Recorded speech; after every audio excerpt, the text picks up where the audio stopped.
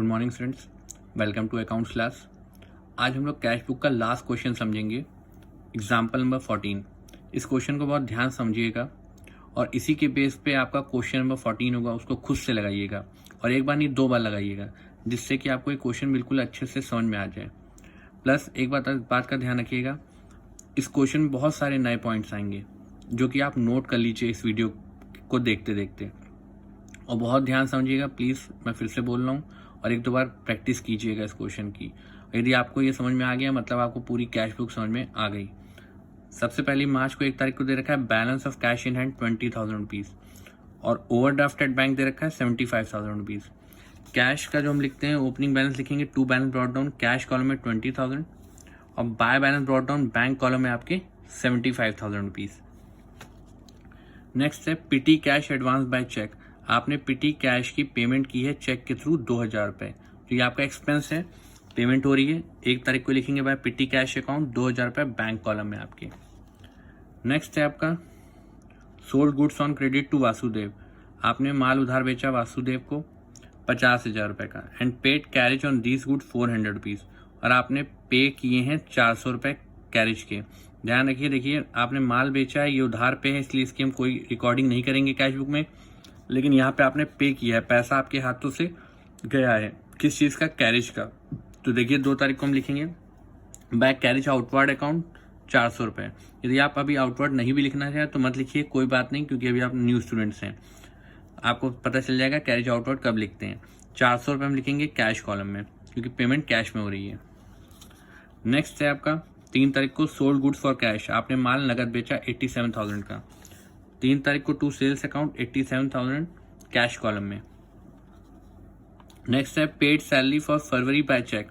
फिर से पॉइंट आया, मार्च का महीना चल रहा है, पेमेंट किसकी कर रहे हैं? सैलरी की, फरवरी महीने की, तो हम लिखेंगे इसी महीने में बाय सैलरीज अकाउंट 18,000 रुपये बैंक कॉलम में, क्योंकि चेक के थ्रू पेमेंट हुई है।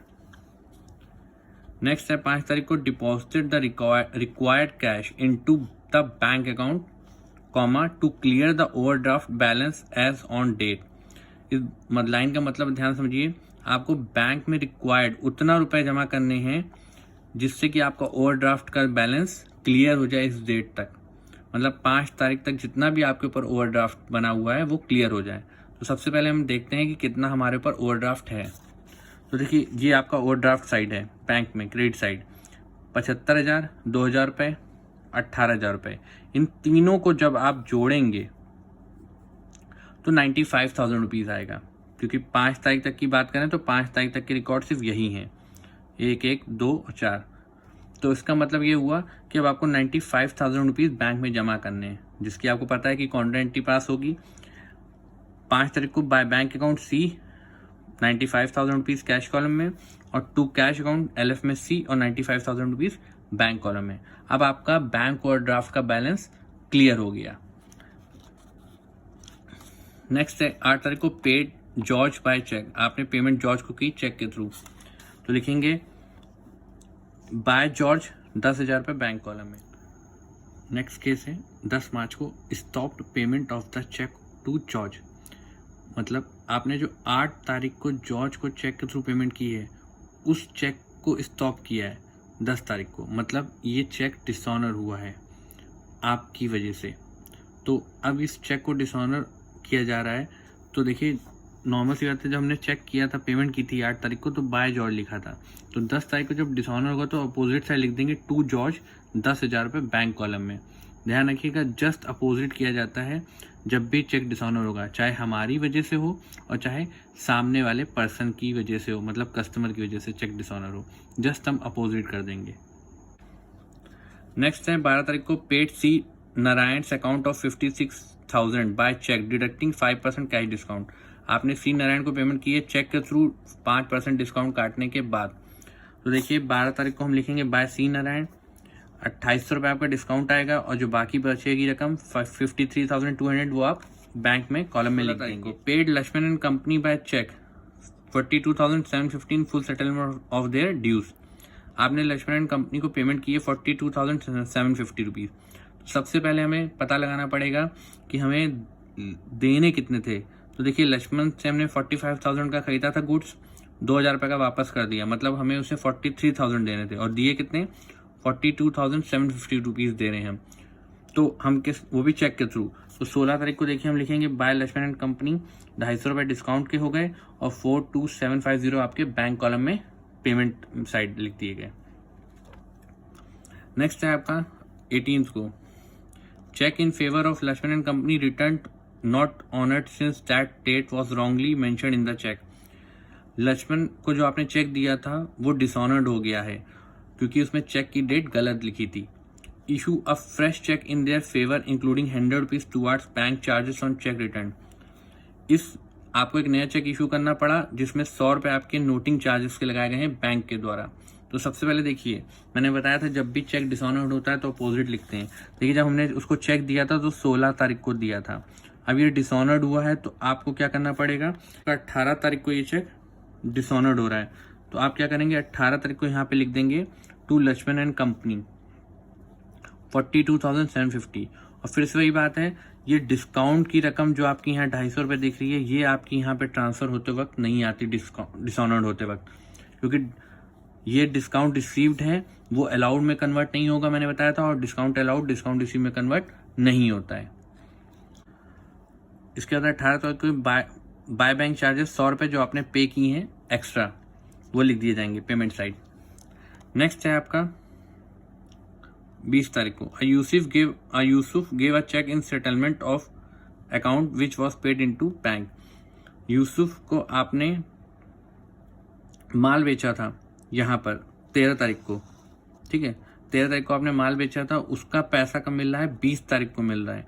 तो आपको क्या करना होगा कि 20 तारीख को वो चेक मिल रहा है और उसी दिन सेम दिन बैंक में जमा हो रहा है, तो आपको क्या करना होगा, इसमें यूसुफ का चेक मिला और जमा कर दिया गया सेम डे। अब आपको बता देता हूँ यहाँ पे हुआ क्या है। देखिए 13 तारीख को बोला गया था यूसुफ को आपने माल बेचा है, मतलब उधार नाम दे रखा है, मतलब उधार बेचा है, 10% ट्रेड डिस्काउंट, 40,000 का 10% निकालेंगे तो 4,000 मतलब 36,000 का आपने माल बेचा, और 5% फॉर कैश इन 10 डेज। यदि वो 10 दिन के अंदर पेमेंट करता है तो आप 5% का कैश डिस्काउंट उसे देंगे। तो उसने 20 तारीख को दे दिया, मतलब 10 दिन के अंदर पैसा दे दिया है चेक के थ्रू, और वो चेक आपने सेम डे बैंक में जमा किया है, इसलिए यहाँ पे पर्सन नेम आया है टू ए यूसुफ।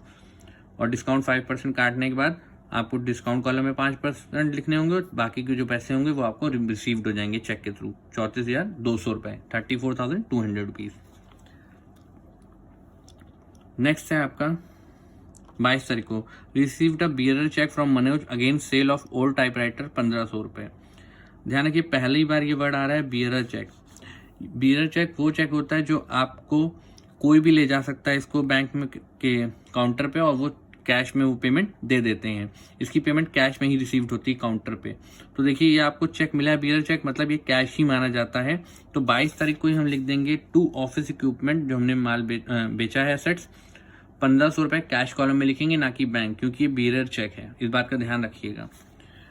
इन्होंने बताया था कि 25 तारीख को cash the above cheque over bank counter, इसमें 25 तारीख को जाकर के हमने बैंक से काउंटर से कलेक्ट किया पैसा, लेकिन इससे कोई फर्क नहीं पड़ता, हमें सिर्फ 22 को ही हम मान लेते हैं जब बियरर चेक मिलता है तो कैश में ही रकम है हमारी, इसमें चेक जमा करने की कोई एंट्री पास नहीं होगी। 26 तारीख को Yusuf cheque was return by the bank mark R upon D. Yusuf का चेक बैंक द्वारा रिटर्न किया गया, मतलब डिसऑनर हुआ है। तो देखिए तब यहाँ पे दिखाई दे रहा होगा आपको 34,200 रुपीज का चेक था, ये डिसऑनर्ड हो गया, तो हमें किस साइड लिखना होगा, अपोजिट साइड, बाय ए यूसुफ 34,200।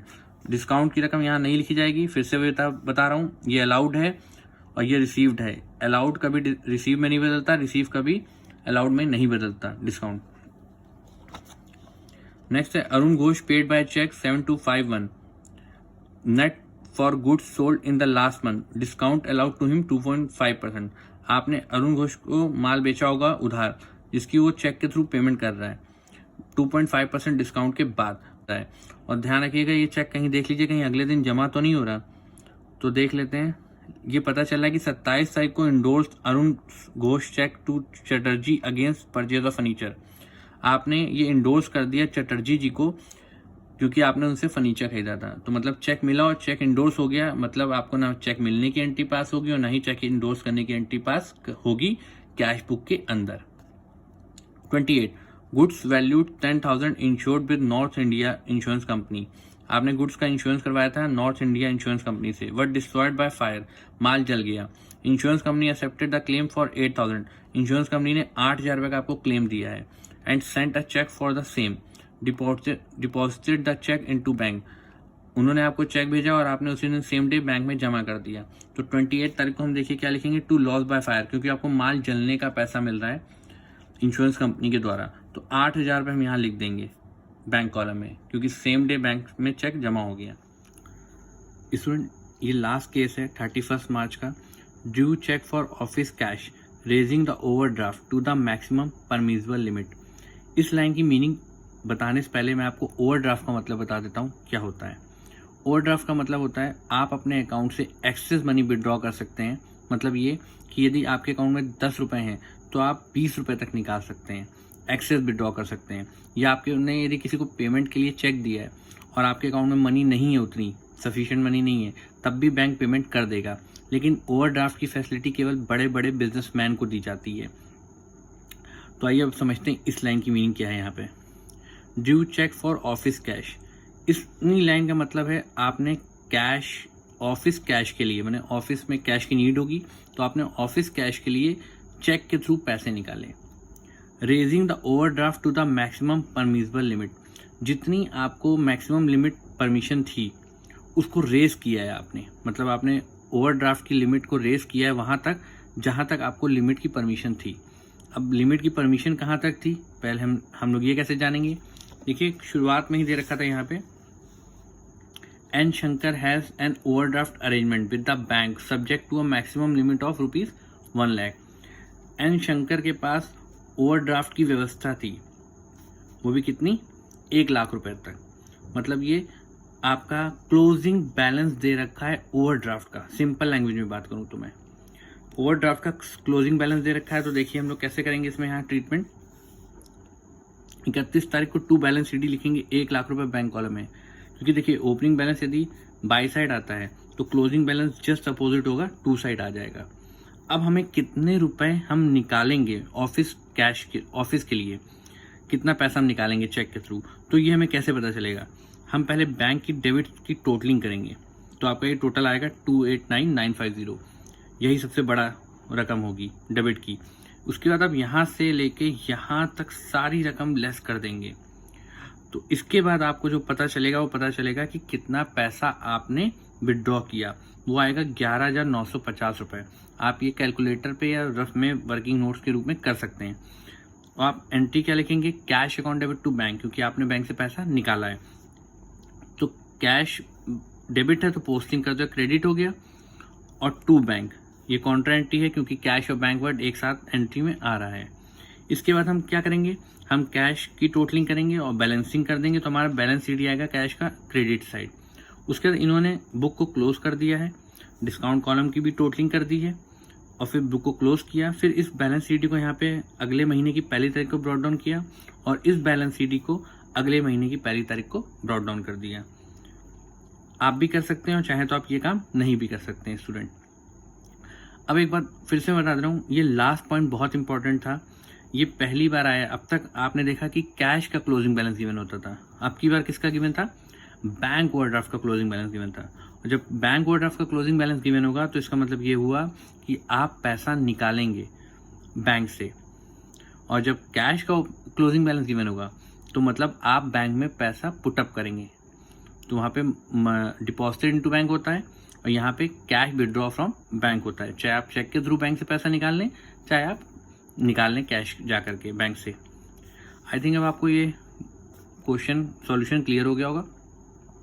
अभी भी यदि आपको कोई डाउट हो तो आप मुझसे कॉल करके या मैसेज करके पूछ सकते हैं, लेकिन उससे पहले इस क्वेश्चन को 2 बार खुद से लगाइएगा, तब यदि कोई प्रॉब्लम हो तब आप मुझे कॉल कीजिएगा। And please subscribe my channel, share this video. Thank you.